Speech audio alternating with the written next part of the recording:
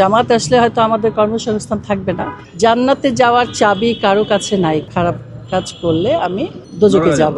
আমাদেরই লজ্জা লাগছে বলতে, মানুষের কথায় তো আমরা এটা বিশ্বাস করি না। জান্নাতে যাওয়ার চাবি কারো কাছে নাই, কোনো মানুষের কাছে নাই, এটা আছে আল্লাহর কাছে। আমি যদি ভালো কাজ করি আমি জান্নাতে যাব, খারাপ কাজ করলে আমি দোজখে যাব।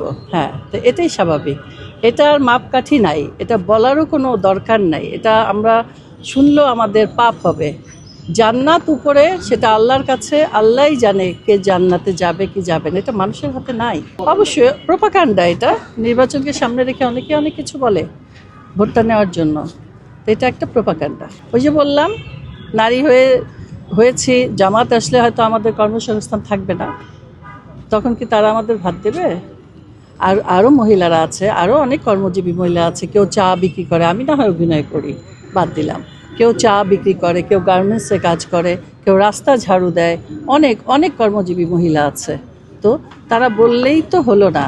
এটা আসলে কি বলবো, এখানে আমাদের মুখটা নষ্ট করতে চাই না। এই কথার উত্তর দিতে গেলে মনে করব যে এটা আমাদেরই লজ্জা লাগছে বলতে।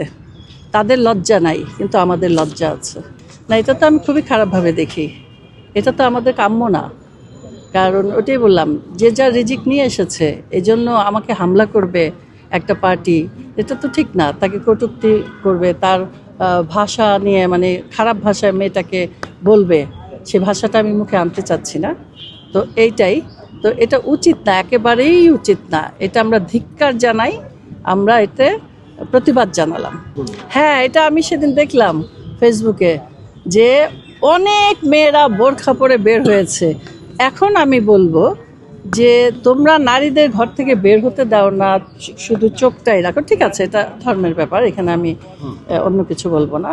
যার যার ঘরের যার যার ব্যাপার, পারিবারিক ব্যাপার। কিন্তু এই যে নারীদেরকেও তো তারা মাঠে নামিয়েছে, তাই না? এই ভোট চাওয়ার জন্য অনেক অনেক, মানে পুরা বোরখা পরা অনেক নারীদেরকে ভোটে নামিয়েছে।